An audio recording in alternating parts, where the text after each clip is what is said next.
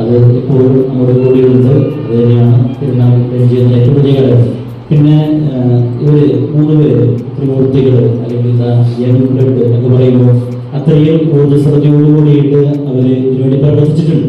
അത് എന്ത് പറഞ്ഞാലും അത് അധികമാകില്ല. അത്രയും ഹാർഡ് വർക്ക് ഇതിന്റെ പുറകിൽ ഉണ്ട്.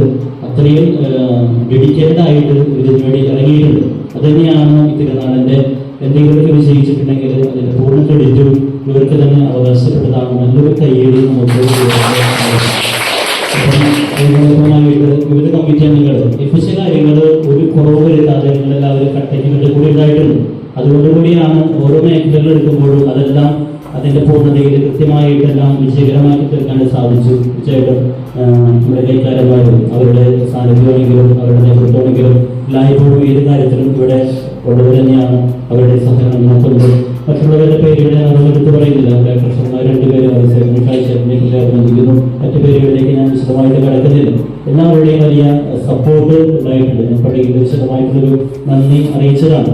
അപ്പൊ അത് ഇനിയും ആ ഒരു കൂട്ടായ്മ കാര്യങ്ങൾ എപ്പോഴും ഉണ്ടാകട്ടെ എന്ന് ആശംസിക്കുകയാണ്, പ്രാർത്ഥിക്കുകയാണ്.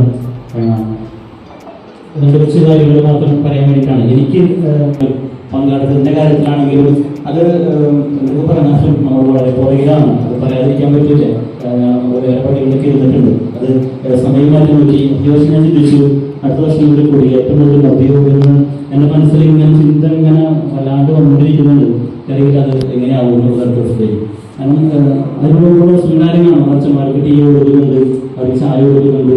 അത് നല്ല രീതിയിൽ നടക്കുന്നുണ്ടെന്നല്ലാതെ നമ്മുടെ പങ്കാളിത്തത്തിലാണെങ്കിലും ക്രിസ്ത്യന്മാരുടെ വരയിലാണെങ്കിലും ഇതിനൊരു അനക്കൊന്നും കാണുന്നില്ല. ഇത് വേറെ ആർക്കോ വേണ്ടിയിട്ട് നമ്മൾ എന്തൊക്കെയോ ചെയ്തു കൂട്ടുന്ന പോലെ എനിക്ക് തോന്നിയിട്ടുണ്ട്. നമുക്ക്